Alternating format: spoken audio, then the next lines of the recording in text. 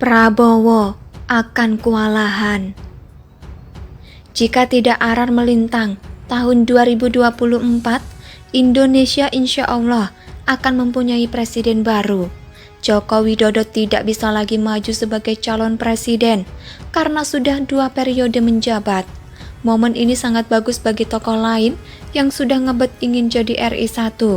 Sepertinya salah satu orang yang ngebet jadi presiden adalah Ketum Partai Gerindra yang kini jadi Menteri Pertahanan, Prabowo Subianto. Sudah 3 kali Prabowo mengikuti Pilpres, 1 kali jadi Cawapres, dan 2 kali jadi Capres.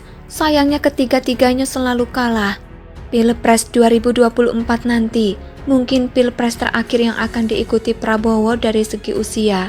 Ini mungkin loh ya, karena tahun 2029 nanti alangkah baiknya jika Prabowo legowo memberi kesempatan kepada yang lebih muda. Untuk itu Pilpres 2024 nanti seolah final bagi Prabowo.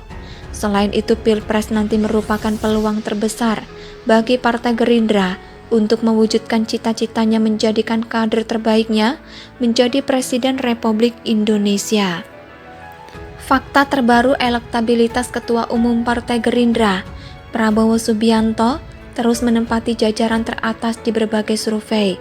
Tapi sayangnya sejumlah pakar menilai hal itu tidak mencerminkan potensi Prabowo memenangkan Pilpres 2024. Survei Kelompok Kajian dan Diskusi Opini Publik Indonesia atau Kedai Kopi memotret tingkat keterpilihan Prabowo mencapai 23,9% pada Desember 2021. Ia mengungguli kandidat-kandidat muda seperti Ganjar Pranowo dan Anies Baswedan. Hasil serupa ditunjukkan survei Indikator Politik Indonesia pada November 2021. Prabowo memiliki elektabilitas sekitar 26% pada simulasi 10 nama. Elektabilitas Prabowo baru melampaui angka 30%, tepatnya 35,5% saat simulasi 3 nama melawan Ganjar dan Anies. Meski langganan menghuni papan atas survei Capres, elektabilitas Prabowo sebenarnya mengalami penurunan sejak 2019. Saiful Mujani Research dan Consulting atau SMRC menangkap kecenderungan itu pada survei September 2021. Prabowo tercatat memiliki elektabilitas 19,5% pada pertengahan tahun 2021. Angka itu turun perlahan ke 18,1% pada September 2021, tapi seolah tak terpengaruh dengan tren penurunan itu. Sejumlah elit Gerindra tetap merayakan elektabilitas Prabowo yang kerap menembus 3 besar bursa Capres. Gerindra berniat mengusung Prabowo di Pilpres untuk keempat kalinya.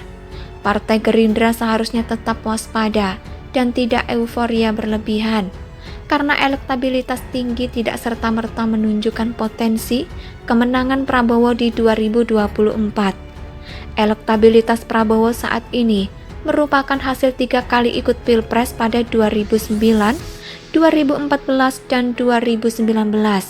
Dari 3 kontestasi itu Prabowo selalu kalah, baik sebagai Cawapres maupun Capres. Sangat mungkin tingkat keterpilihan Prabowo akan semakin turun mendekati 2024, terutama jika kandidat-kandidat potensial seperti Ganjar dan Anies sudah mendapat tiket nyapres dari partai politik. Gerindra harus belajar dari kondisi tahun 2014. Di tahun tersebut Pak Prabowo elektabilitasnya lebih tinggi dari Pak Jokowi sebelum pemilu. Ketika nama Pak Jokowi muncul dideklarasikan, pelan-pelan mengikis elektabilitas Pak Prabowo. Pesaing berat Prabowo Subianto di beberapa survei adalah Ganjar Pranowo. Sosok Ganjar menurut saya mempunyai tempat istimewa di hati masyarakat karena karakter Ganjar mirip dengan Presiden Jokowi yang terbiasa dan senang berkomunikasi langsung dengan masyarakat. Ganjar sudah sangat sering ngobrol dengan rakyat, bercanda bahwa menjahili rakyatnya. Seperti kejadian beberapa hari lalu ketika Ganjar mendampingi Presiden Jokowi meninjau Pasar Ngawi. Karena hujan Ganjar memakai payung. Tak disangka ketika dekat masyarakat yang ingin melihat mereka, Ganjar iseng memutar-mutar payungnya sehingga membasahi masyarakat yang menonton. Gelak tawa pun terdengar dari masyarakat yang terkena cipratan air dari payung Ganjar. Saya kira Prabowo akan kewalahan jika menghadapi kandidat muda yang populer dan sudah dideklarasikan secara resmi. Masyarakat akan mempunyai pandangan berbeda dengan sosok seperti Ganjar Pranowo dan Anies Baswedan. Prabowo sudah 3 kali ikut pilpres dan selalu gagal. Hal ini akan menjadi riwayat karir yang negatif. Ketiga, masyarakat cenderung menginginkan pemimpin yang merakyat, mudah bertemu dengan rakyat, dan terbiasa berkomunikasi langsung dengan rakyat. Prabowo selama ini tidak punya karakter yang merakyat seperti halnya Jokowi dan Ganjar Pranowo. Artikel ini ditulis oleh Adin di siwar.com. Bagaimana menurut pendapat Anda? Silakan tulis pendapat Anda di kolom komentar. Prabowo akan kewalahan.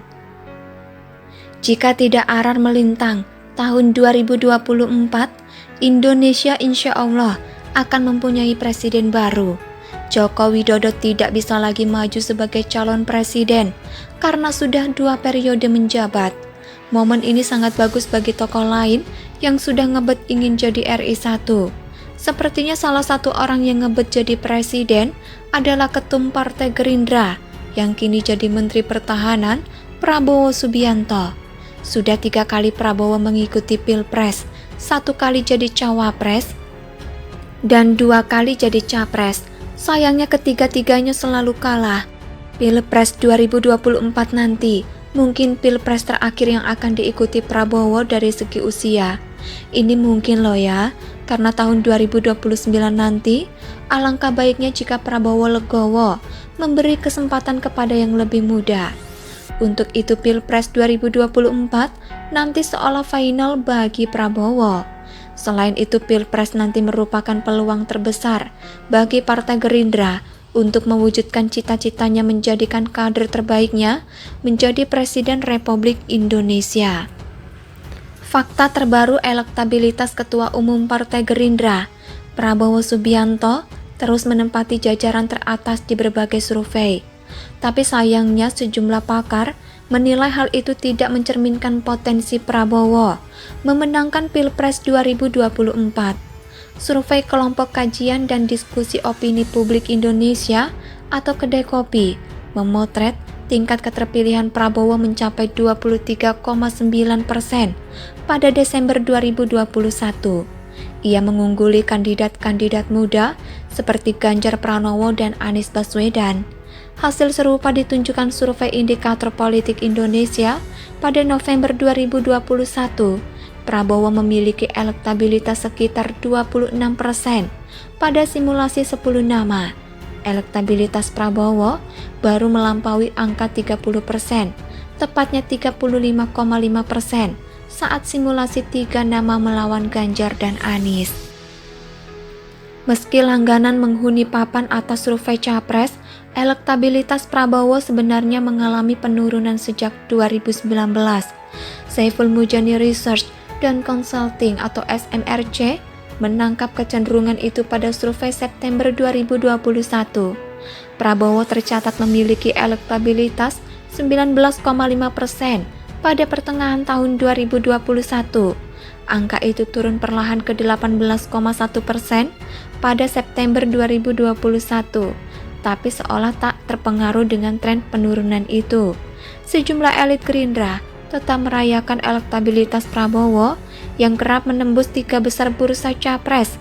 Gerindra berniat mengusung Prabowo di Pilpres untuk keempat kalinya. Partai Gerindra seharusnya tetap waspada dan tidak euforia berlebihan, karena elektabilitas tinggi tidak serta-merta menunjukkan potensi kemenangan Prabowo di 2024. Elektabilitas Prabowo saat ini merupakan hasil 3 kali ikut Pilpres pada 2009, 2014, dan 2019. Dari 3 kontestasi itu Prabowo selalu kalah, baik sebagai cawapres maupun capres. Sangat mungkin tingkat keterpilihan Prabowo akan semakin turun mendekati 2024, terutama jika kandidat-kandidat potensial seperti Ganjar dan Anies sudah mendapat tiket nyapres dari partai politik. Gerindra harus belajar dari kondisi tahun 2014. Di tahun tersebut